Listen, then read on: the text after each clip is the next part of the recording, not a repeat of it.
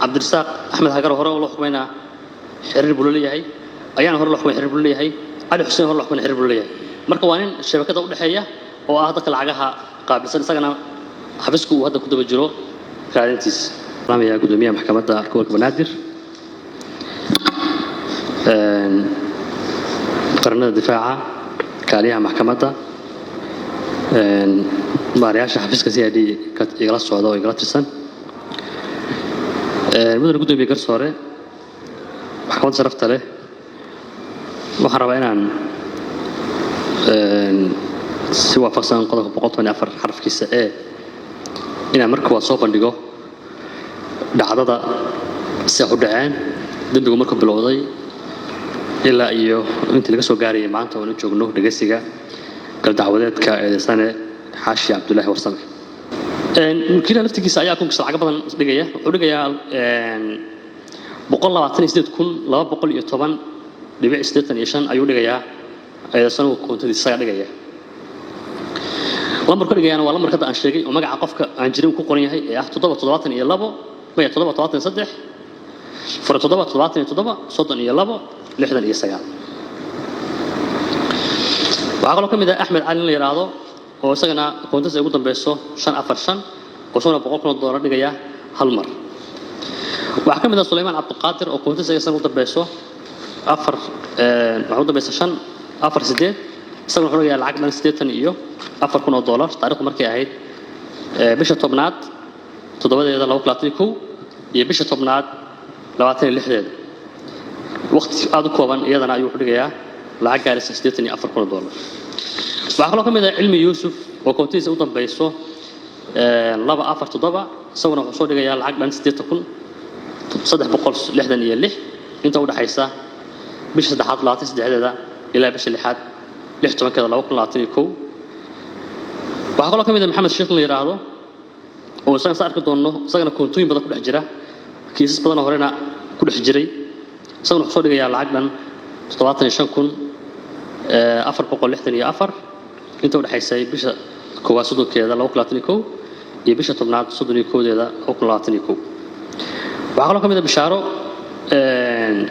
xaaji oo iyaduna soo dhigay koontada u dambayso 211 iyaduna soo dhigaysaa $782,000 inta u dhaxaysay kooda bisha koowaad 10keeda 2021 ilaa iyo bisha toddobaad 9keeda 2021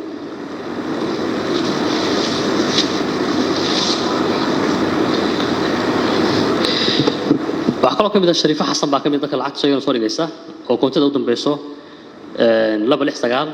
waxay soo dhigaysaa lacag dhan $40,000 $390 inta u dhaxaysay bisha koowaad 14keeda 2021 iyo bisha tobnaad 7deeda 2021 waxa kamid ah Salaad Cali baa kamid ah oo isaguna koontiisa u dambayso 375 lacag soo dhigaya wadarteedu ay tahay $37,000 inta u dhaxaysay bisha koowaad 5teeda 2021 ilaa iyo bisha saddexaad 25teeda 2021 waxa kamid ah Cabdikariim waxa kamid ah Cabdiqaadir Ibraahim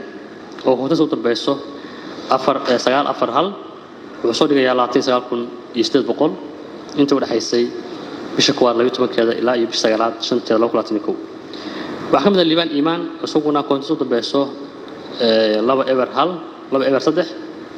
wuxuu soo dhigayaa $26,468 inta u dhaxaysay bisha koowaad 4teeda 2021 ilaa iyo bisha labaad 24teeda waxa kamid ah Cabdiraxmaan Axmed soo koontiisa u dambayso 188 wuxuu soo dhigayaa $24,470 taariikhdu markay ahayd 21 bisha shanaad 2021 waxa kaloo kamid ah Iqra Xasan oo iyadana koontiisa u dambayso 339 iyadana soo dhigaysaa lacag $27,000 ah $419 dadka marka aan intaas waa inta ugu muhiimsan laakiin dad lacag yar soo dhigaya jira badan dadka lacag u aadayaan marka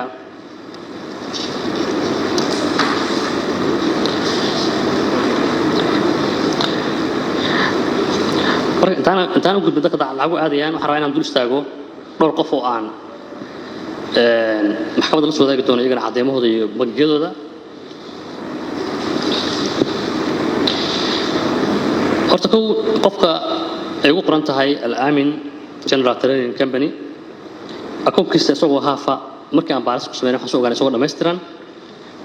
dhameystiran akoonkiisa waxa weeye waa 33 882 waxa la furay akoonkaas 2000 bishii 29keeda 2020 waxa uu soo dhigayaa eesanaha koobtadiisa aan xaashi lacago wadarteeda intaasaan hor u sheegnay 391 oo uu mar kala duwan soo dhigayo tusaale ahaan hal mar buu soo dhigayaa bisha 321 wuxuu soo dhigayaa lacag dhan laba jeer soo dhigayaa min $50,000 bisha 323deedana wuxuu soo dhigayaa hal mar buu soo dhigayaa marna $50,000 buu dhigayaa marna $10,000 buu dhigayaa isla bisha 328deedana sidoo kale wuxuu soo dhigayaa 3 jeer buu soo dhigayaa mar kastaba $50,000 isla bisha 330keeda haddana ayuu soo dhigayaa $50,000 oo mar ah iyo 31,000 oo iyaduna mar ah marka waa 21 ilaa iyo 30 bisha oo ah muddo 9 maalin gudahood ah Al-Amin marka tirani waxa iska leh ama koontadiisa waxa ku qoran in lagu magacaabo Nuur Maxamed Cali koontada Al-Amin marka lacagta dhex martay laga soo bilaabo bisha koowaad 12keeda ilaa bisha afraad koodeeda 2021 muddo 3 bil ah ama 4 bil bas ka dheh 4 bilna ka yar waxa dhex maraysa lacag dhan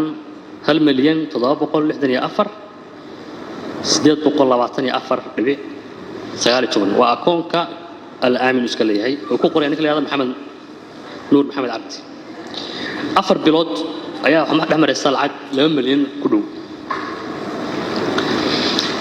Al-Amin markaan raacnay baaris ku sameeyay waxaan ogaanay dadka xiriirka kale markaan tixraacnay waxaan ogaanay waxa ka mid ah dadkaas ayaan Abuukar Maxamed Malab oo horey maxkamadda loo keenay maxkamaddan horey ay xukuntay koontaduna ay tahay 417 ayaan horey maxkamadda xukuntay waxaana ka mid tahay dadka lacagta ay isdhaafsanayaan Al-Amin sidoo kalena waxay isdhaafsanayaan lacagta isla xaash laftigiisa ka doono macnaheedu waxa weeyaan lacagta qofka markuu kasta lacagtaas uu qariyo ama uu xawilo ama uu bedelo waa tiir ka mid ah tiirarka lacag dhaqista waxa ka mid ah lacagta hadii la raatiro si loo raatiriyana waxa ka mid ah waa inaan la sheegin meesha ka timi waa inaan la qeexin meesha u socoto waa inaan sidoo kale la qeexin ujeedka loo dhigayo ama loo dirayo waxa kale oo ka mid ah oo cadeymahaas ay cadeynayaan dhammaantood lacagaha sharcigu u gal yahay si marka qaybtoodna si waadix ah ay lacag ka badan xadkii loo galay u soo dhigayaan marna si uga baxsadaan ama uga dhuntaan xadka la sharcigu u gal yahay ayaa la raatiraya lacagtii oo 900 iyo meeshii $50,000 la dhigi lahaa ayaa waxa la dhigayaa 950 5 jeer iyo 250 hal mar ah si marka lacagtaas totalka ay u noqoto $50,000 taasna waxa weeyaan waa raatirid lacagta la raatiro ayaa la rabaa si aan markiiba aan loo ogaan karin waxa kale oo kamid ah qofku hadii uu qariyo asalka lacagta meesha ka timiyo ama maalgelinta uu qariyo ama maantada uu qariyana iyadana waa tiro kamid ah waxa kale kamid ah hadii uu isticmaalo lacagta asagu iyadana waxa la mid tahay waa tiro kamid ah tirka lacag dhaqista soo cadamaasi waxay u yihiin